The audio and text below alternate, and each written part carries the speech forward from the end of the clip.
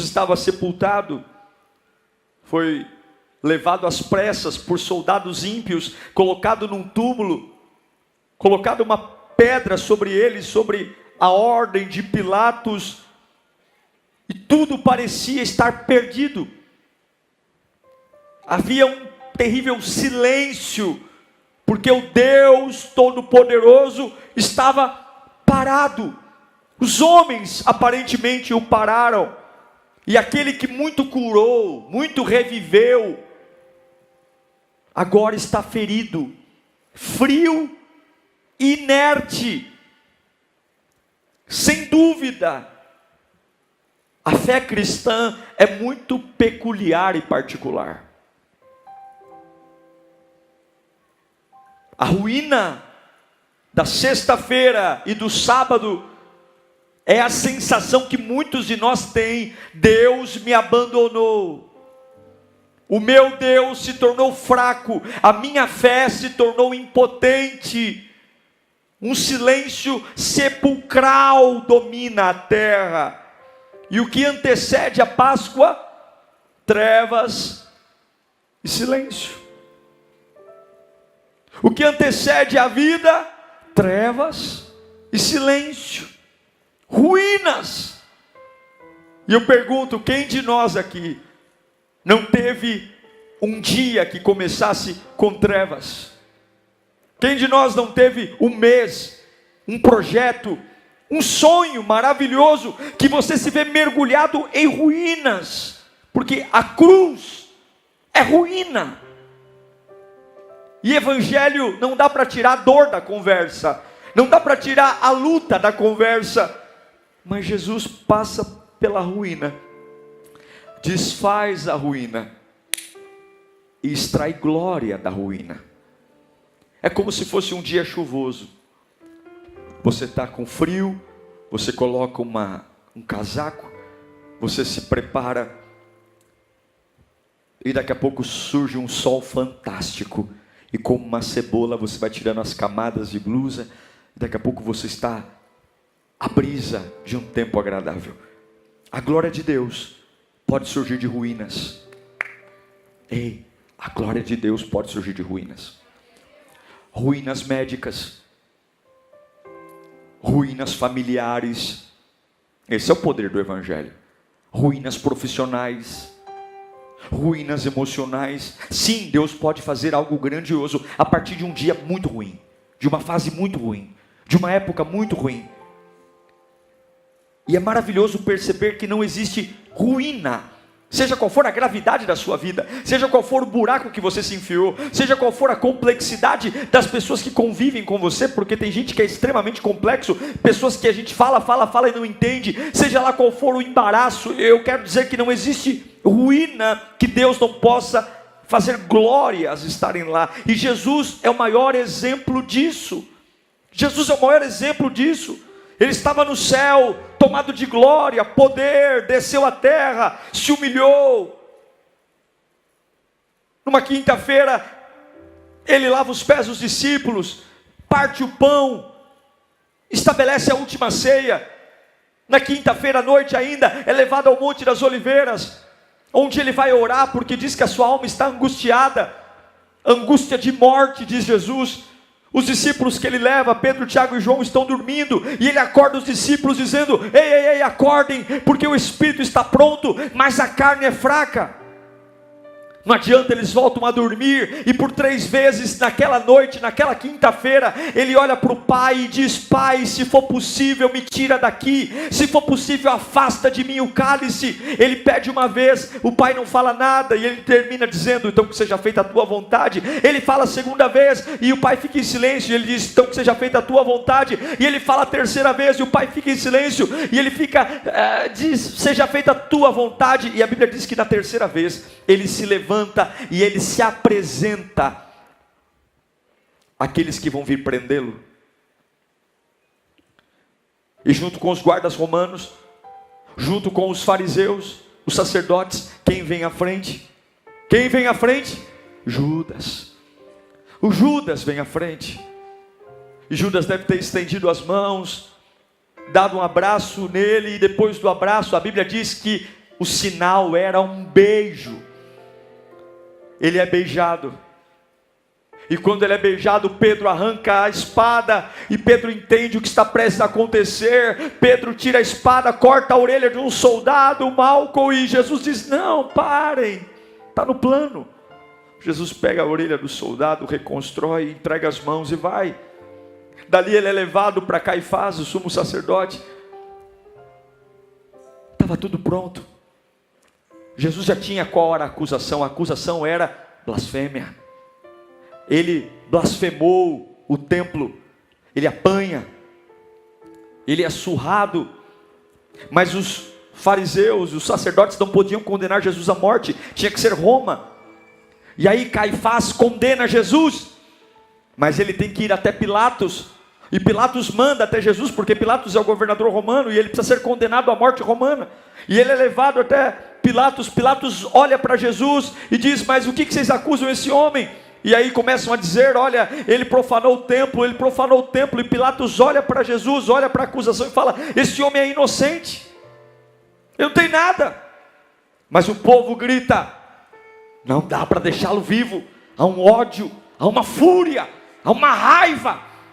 Batem nele, espancam ele. Pilatos fica dizendo: você é mesmo o que eles dizem que você é, um profanador do templo. E ele fica em silêncio, e vão no seu rosto, e dão tapas no seu rosto, e dão socos nele, e batem nele, tampam os seus olhos, batem no seu rosto, e depois destampam e falam: adivinha quem bateu?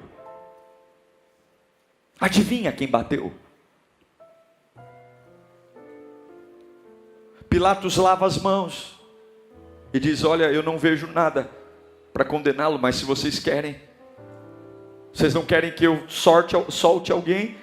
Eu tenho que soltar um prisioneiro hoje, deixa eu soltar Jesus. Eu tenho agora, vamos colocar ele do lado de um vagabundo aqui, chamado Barrabás. Quem vocês querem? Solta Barrabás, solta Barrabás. Solta Barrabás. Barrabás é solto. Levam ele à fortaleza de Antônia, colocam na sua cabeça uma coroa. Ele não é o rei, então tome a sua coroa. Uma coroa de espinho. Espinhos que chegam a 15 centímetros, 20 centímetros. Cravam uma coroa, humilhando ele. Se não é rei, tome sua coroa. Depois de ter as costas surradas, colocam um pano roxo em suas costas e uma cruz pesada. Jesus cai por diversas vezes no caminho do Gólgota, mas ele não cai porque a cruz era pesada. Ele cai porque ele já estava quase morto quando sai da fortaleza de Antônia. Ele já tinha apanhado a madrugada inteira. Ele já tinha sofrido flagelos enormes. Por que eu estou dizendo isso? Porque isso é uma ruína, isso é uma desgraça, isso é uma vergonha, isso é o inferno dizendo: eu venci. E esse é o teu DNA. Esse é o teu DNA. Eu respeito tua mãe e respeito teu pai, como eu respeito meu pai e minha mãe. Mas quando eu declarei que Jesus Cristo é o meu Senhor, meu DNA não é mais o sobrenome que eu carrego. Meu DNA é o DNA de um Cristo que foi arruinado numa sexta e num sábado, mas domingo de manhã a glória brotou entre as ruínas. Onde está a morte, a sua vitória? A cruz deixou tudo de cabeça para baixo. A cruz deixou tudo difícil. Em vários momentos da história, o povo de Israel viveu penúrias de ruínas. Porque se Jesus Cristo transforma ruínas em glória, o pecado transforma glórias em ruína. E o texto que li para vocês fala exatamente de uma época que o povo de Deus, o povo de Israel, decidiu reconstruir o templo. O templo de Salomão havia sido destruído pelos babilônicos. O templo mais lindo já feito na história. Você lembra do templo de Salomão? Tem um até aqui em São Paulo. Não tem nada a ver, não é bem de longe, mas tem um que imita aqui em São Paulo. O templo que foi o sonho de Davi, mas Davi não conseguiu fazer, porque Deus disse que ele tinha muito sangue nas mãos. E aí ele passa para o filho, e Salomão constrói um templo fenomenal, único. Mas o templo está destruído. E agora eles decidem reconstruir o templo. Não é fácil você estar em ruínas, porque ruínas lembram algo que você viveu. A ruína lembra algo glorioso que está no chão. E existe um preço para pagar, para reconstruir, sabia? Existe um preço. Existe um preço para ver a glória de Deus no meio do caos. Não é meia dúzia de aleluia. Não é vir à igreja. Existe um preço. Um preço que em Atos capítulo 16, Paulo e Silas pagam. Paulo e Silas são presos injustamente. Eles tomam 40 chicotadas dos judeus no peito e 40 chicotadas dos romanos nas costas. Eles são presos num cárcere interior, as pernas amarradas. Não há vento, não há luz, não há claridade, não há aroma, barata, rato. Você acha que alguém os levantava para ir no banheiro fazer necessidade? Defecando no chão, sobre si mesmos, urinando, apanharam igual uns cão. E ninguém foi atrás deles para ajudar, mas a Bíblia diz que meia-noite eles pagaram o preço. Meia-noite. É mais ou menos como o povo hebreu, que depois de 400 anos escravos no Egito, Deus os liberta do Egito. E quando eles estão andando em direção à terra prometida, há um mar à frente, e atrás vem Faraó, tentando matá-los de novo. E eles clamam a Deus. E quando eles clamam a Deus, Deus diz: por que clamas a mim? Diga ao povo que marche. Você sabe qual é o preço? Para você viver um tempo glorioso em meio a ruínas, fala comigo: louvor. Louvor, louvor é o preço. Louvor. Aí você diz: mas eu canto muito em casa. Não, é muito mais do que isso.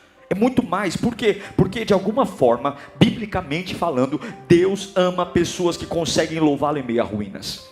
Deus ama pessoas que conseguem ter força suficiente para mesmo arruinados, apanhando. Quando Paulo e Silas cantam dentro da prisão, a Bíblia diz que há um terremoto que vem, que derruba a cela inteira, a prisão inteira, e eles estão livres. E eu quero motivar você nesta manhã, eu quero motivar você nesse domingo de Páscoa, já início de tarde. Eu quero motivar você a louvar e adorar a Deus em meio às ruínas do seu casamento, em meio às ruínas da sua vida profissional, em meio às ruínas do seu ministério, em meio às ruínas da sua vida psicológica. Eu quero motivar você porque nós servimos a um Deus, e eu não sei o que o diabo tem dito aí, mas eu vim aqui para ser voz profética. Nós servimos a um Deus que é especialista em extrair glória do meio das ruínas. Pode estar morto, pode estar desacreditado, pode ser improvável, o médico pode ter dito que não, e eu creio nisso com toda a minha força. As pessoas podem dizer que já era, mas eu creio que um Deus que eu sirvo, ele é de forma improvável alguém que gera vida no meio da morte. O templo de Jerusalém foi construído de forma gloriosa. O templo de Salomão foi construído de forma linda, mas agora o templo está no chão. O pecado levou um templo para o chão. E olha o que eles fazem para reconstruir o templo. Esdras capítulo 3, versículo 10. Quem está comigo aí? Esdras 3:10, fica aí. Já vou dizer o que Deus tem para você. Quando os construtores lançaram o quê? Os alicerces do templo do Senhor. Olha quem estava lá. Os sacerdotes com suas vestes, com suas trombetas. Os levitas, filhos de Asaf, com símbolos, tomaram os seus lugares para louvar ao Senhor, conforme prescrito por Davi, rei de Israel. Com louvor e ações de graças, cantaram responsivamente ao Senhor. Eu amo essa palavra, responsivamente. E o que eles cantavam no meio dos alicerces das ruínas? Ele é bom, o seu amor a Israel dura para sempre. E todo o povo louvou ao Senhor em alta voz, pois haviam sido lançados o quê? Eles estão fazendo uma baita festa, porque foi lançado o quê? Alicerce do templo do Senhor. Havia muito mais ruína do que construção. Alicerce é o chão. Mas eles sabiam que não tinham como prosperar no meio das ruínas sem louvar, precisava ter pedreiro, precisava ter arquiteto, precisava ter pedra, mas tinha que ter músico, tinha que ter harpa, tinha que ter dança. Porque não dá para viver uma nova vida no meio das ruínas, sem que eu retome a minha adoração a Deus. Eles estavam reconstruindo em meio às ruínas, e só tinham alicerce, mas mesmo assim trombetas tocavam, mesmo assim harpas eram arpejadas, mesmo assim canções. Não havia nada para se ver, não havia nada para se ver, mas havia todo motivo para se adorar. Não havia nada para se comemorar, mas havia todo motivo para se adorar. Havia muito mais ruína do templo de Salomão do que construção nova, mas havia todo motivo para adorar. E eu pergunto, o que você está esperando? O que você está esperando? Porque Deus não te capacita para fazer, Deus te capacita enquanto você faz. Deus não te capacita para ir, Deus te capacita enquanto você vai. Entenda uma coisa, é por isso que alguns passam a vida inteira esperando e outros desejam e acontecem, porque o segredo do mundo espiritual não é esperar que as ruínas passem para eu erguer louvores a Ele. E eu sei que tem muita gente aqui que, se você contar a sua história para muitas pessoas, vão chorar aqui. Eu sei que tem muita gente que entrou aqui dizendo: pastor, se não fosse o remédio eu não estaria aqui hoje. Pastor, se não fosse, porque o que eu passei não foi fácil. Mas você não vai chegar a lugar algum nas ruínas se você não tiver a energia correta para reconstruir. Não vai cair do céu, não vai vir um anjo na porta da tua casa, não é uma rosa ungida, não é um sal ungido, não é uma volta em volta da tua casa, é levantar as mãos dizendo: olha, eu tenho muita saudade do que foi, eu tenho muita saudade do tempo de Salomão, mas infelizmente acabou, e agora, Senhor, eu só tenho força para o alicerce. Há uma jornada pela frente, falta parede, falta janela, falta telhado,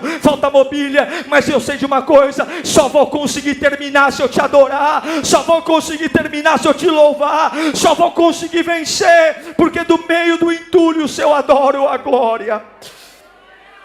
Do meio dos entulhos traga a tua glória. É por isso que o Salmo 100, verso 4 diz: entrem por suas portas com ações de graça. Não é com lamento, não é com destruição.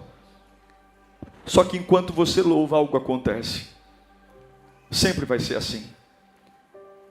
O sucesso, ele é solitário, mas a miséria tem companhia. Quando você escolhe ser mais um, ninguém se importa com você, mas quando você quer servir a Deus, parece que alguma coisa incomoda as pessoas. Se você bebesse, fumasse, cheirasse, se prostituísse, tudo isso seria visto pelas pessoas como algo normal. Mas quando você decide servir a Deus, parece que você vira um extraterrestre. E eu acho que é exatamente isso que a gente é. Extraterrestre. A Bíblia diz em Esdras 3:12: muitos dos sacerdotes e dos levitas, líderes de famílias mais velhos, que tinham visto o antigo templo, o que eles fizeram? Choraram em voz alta quando o viram lançando os alicerces desse templo. Muitos, porém, gritavam de alegria. Olha aqui para mim. Os mais velhos entraram em crise. Por quê?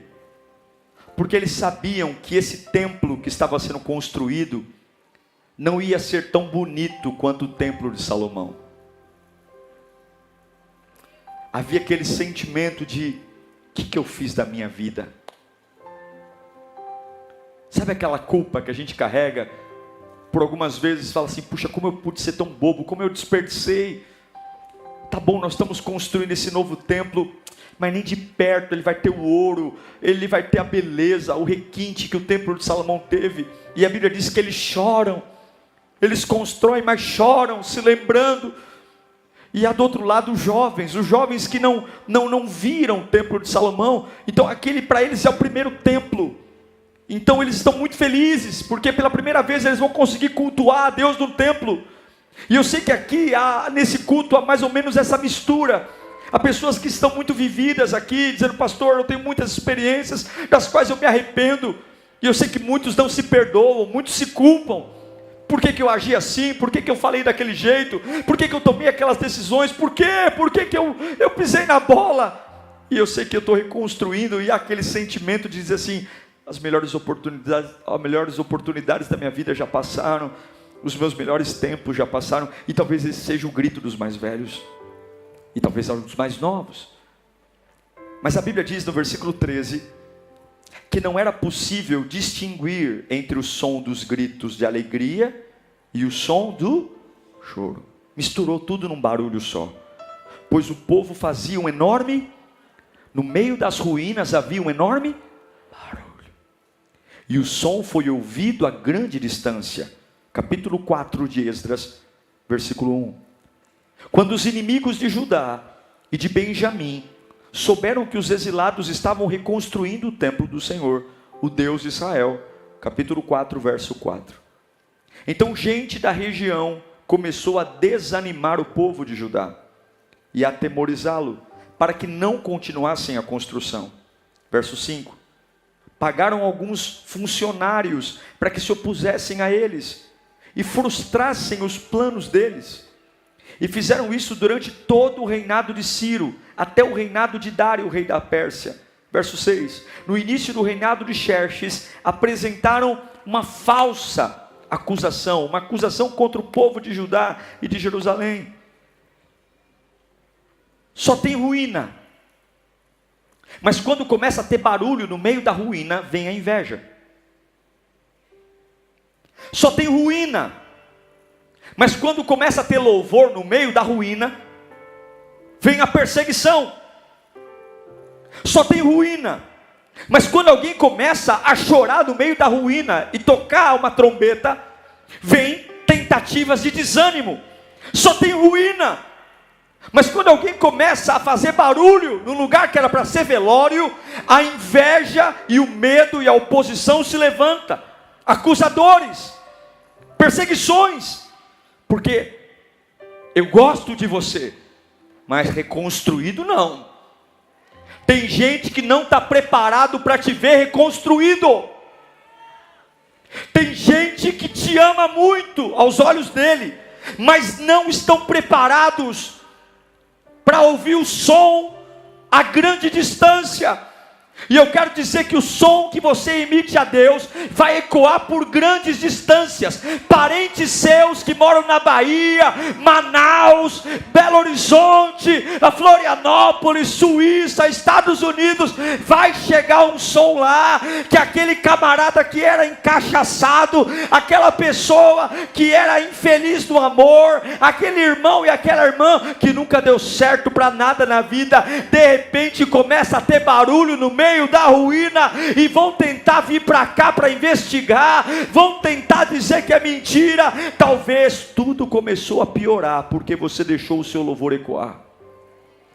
Talvez tudo começou a piorar porque você começou a fazer barulho no meio da ruína. Talvez tudo começou a piorar porque você começou a fazer ruído no meio de um lugar silencioso. As pessoas querem transformar aquele lugar em museu, e a sua vida não vai ser museu de visitação para as pessoas, onde você vai mostrar cômodo a cômodo o quanto você fracassou. Olha aqui o museu da minha vida, olha aqui o mausoléu, olha aqui o motivo do meu casamento ter dado errado, olha aqui, vem visitar o quarto onde eu quase morri. Vem cá, a sua vida não vai ser museu de visitação, a sua vida será lugar de barulho, de reconstrução, em nome de Jesus. Não vai ser, vai visitar o museu do inferno. A minha vida não vai ser museu. Eu não vou ser exemplo de que o pior pode ficar ruim. Eu não quero que alguém ouça a história triste de alguém e fale assim: ah, menina, você é triste, é que você não conhece a história do Diego. Eu não quero ser referência de desgraça. Eu não quero que alguém encontre conforto quando a minha história prova que eu sofri mais do que o outro. Desculpa. Eu quero motivar você a lembrar quem é Jesus. Eu quero lembrar você, a motivar você a lembrar que Jesus transforma ruína em algo glorioso. Eu quero lembrar você que se você fizer barulho no meio da ruína, a ruína ela vai se calar diante do louvor e adoração a Deus. Olha para mim aqui, ó, olha para mim, estou quase encerrando. Lázaro está morto, é uma ruína. Maria e Marta estão desesperadas. Jesus chega, vê Maria e Marta desesperadas, chorando, e a Bíblia diz que ele chora. Aí está o versículo mais curto da Bíblia: Jesus chorou. Jesus vai até a ruína. Qual é a ruína? Um defunto 4 dias sepultado. Jesus manda tirar pedra a uma ruína. As mulheres choram, os judeus estão nervosos com Jesus. Ele chorou e aí ele vai de frente para o túmulo e ele vai falar com a ruína. E o que ele diz diante da ruína? João 11:41. Olha o que ele diz. Ele está de frente para o túmulo. João 11:41. Vamos lá. Então tiraram a pedra. Jesus olhou para onde? Para a ruína? Olhou para cima. E o que ele disse? Pai, eu te agradeço. O que ele está fazendo? Ele está louvando. Depois ele vai dizer: Lázaro, vem para fora. Mas antes ele diz: Pai, eu te agradeço. Quer mais um? 5.000 homens, fora mulheres e crianças, no deserto. Não tem pão, não tem comida. Aparece um garotinho lá com poucos pães e poucos peixes. É uma ruína. Não dá tempo de voltar para casa. Ele tem uma multidão para alimentar. E antes de alimentar a multidão, Mateus 15:36. O que ele vai dizer? Depois de tomar os 7 pães e os peixes e dar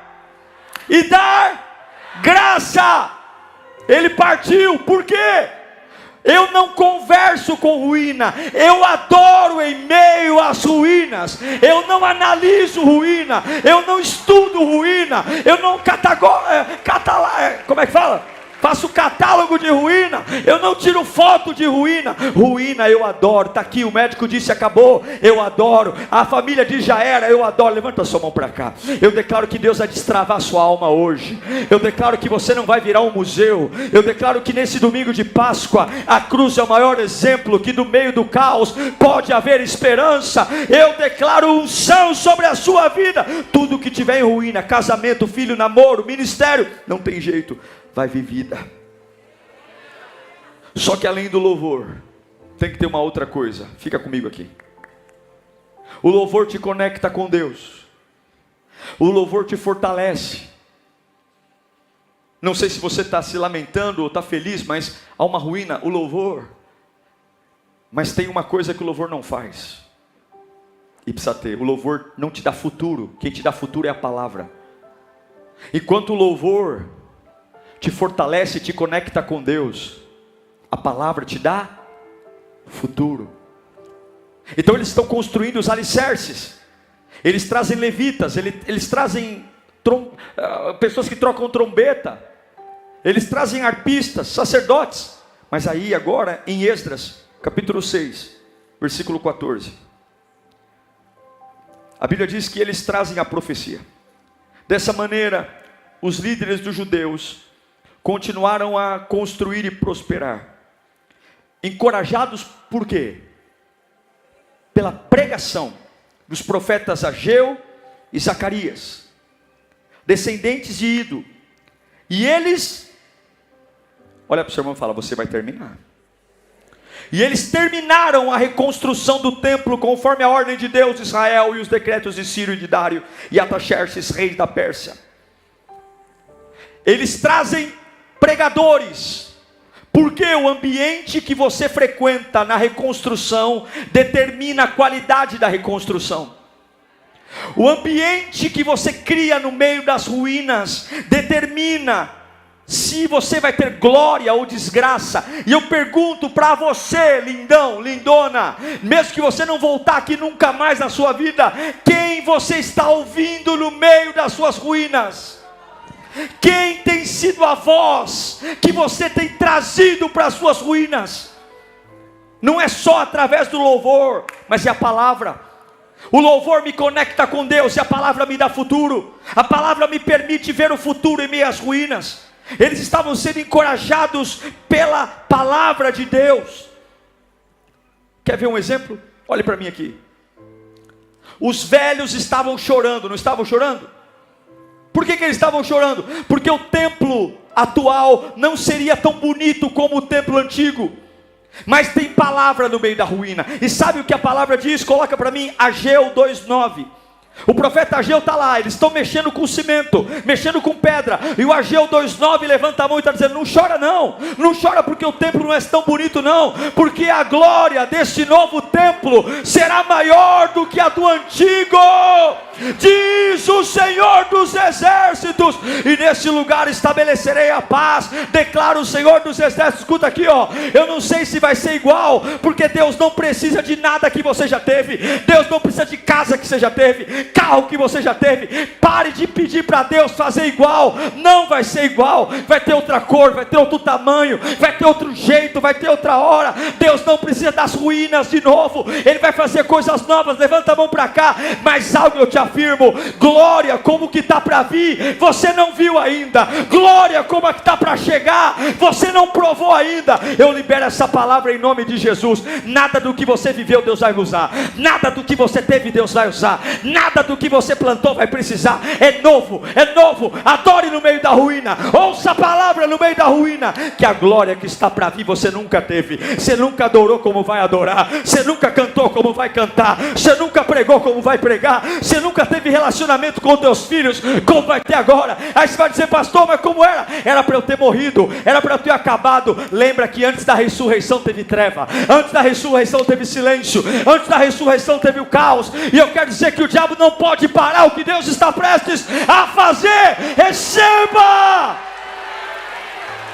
receba do meio das ruínas a glória. Eu quero encerrar dizendo que o que está para vir é muito maior do que o que você já viu. Eu quero dizer que o que está para vir é muito maior e melhor. Eu quero dizer que o Senhor fará o seu futuro ser melhor. Eu recebo essa palavra no teu coração. O teu futuro será melhor que o teu presente, e o teu passado será apagado. Enquanto eles estavam construindo, Zacarias também profetiza. Zacarias está lá dizendo: alegre-se muito, Zacarias 9:9, alegre-se muito, cidade de Sião, exulte Jerusalém, eis que o seu rei vem. São 700 anos antes de Jesus vir. Mas olha o que Zacarias está profetizando no meio das ruínas: o seu rei vem a você. José não tinha nascido ainda, Maria não tinha nascido ainda, mas ele diz assim, ó: justo, vitorioso, humilde e montado num jumento, um jumentinho de cria de jumento. Olha aqui para mim, ó, hoje é domingo de ressurreição, mas há uma semana atrás foi domingo de Ramos. Há uma semana atrás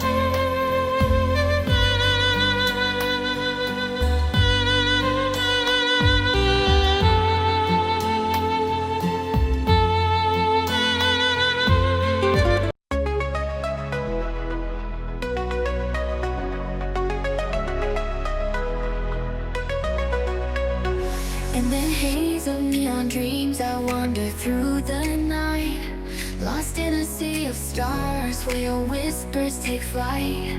Electrified emotions, they dance around my heart, in this digital garden where we never have to part. Shadows blend with colors as the beat sets me free. Every note a memory, every rhythm you and me. Echoes of you in synth waves, feel you near in a pulsing haze. It's such a world where we collide. You love the rhythm in my mind. With the glow of city lights, our shadows intertwine in this kaleidoscope of love where the past and future align. With every step I take, I feel your presence strong, in this digital symphony where our hearts belong. Shadows blend with colors as the beat sets me free. Every note a memory, every rhythm you and me. Echoes of you in synth waves, feel you near in a pulsing haze. It's such a world where we collide. You love the rhythm in my mind.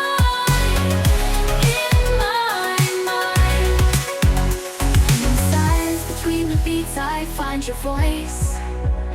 In the flicker of the lights I see your choice. Together in this dream we'll never fade. In the echoes of our love we'll always stay. Echoes of